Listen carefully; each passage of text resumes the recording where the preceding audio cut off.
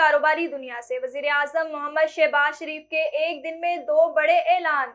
सन्नतों के लिए बिजली सस्ती करने के बाद बड़ी ईद पर आवाम के लिए बड़ी ईदी का ऐलान कर दिया। वजीर आजम ऑफिस के मुताबिक पेट्रोल की कीमत में 10 रुपए 20 पैसे फी लीटर की बड़ी कमी कर दी गई।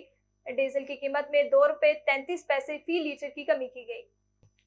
बैनुल-अक़वामी रेटिंग एजेंसी मूडीज ने पाकिस्तान के बजट पर तबसरा करते हुए पाकिस्तान का बजट IMF प्रोग्राम के लिए मुज़ाकरात में मददगार करार दे दिया। अपनी रिपोर्ट में मूडीज का कहना था कि शरह-ए-नमू का हदफ 3.6% रखना IMF को खुश करने की कोशिश है, जबकि हुकूमत की निफ्स से ज्यादा आमदनी सूद की अदायगी पर खर्च होगी। महंगाई की वजह से समाजी तनाव दोबारा पैदा हो सकता है। महंगाई की इस्लाहात के प्रोग्राम पर असर पड़ने के इम्कानात मौजूद हैं।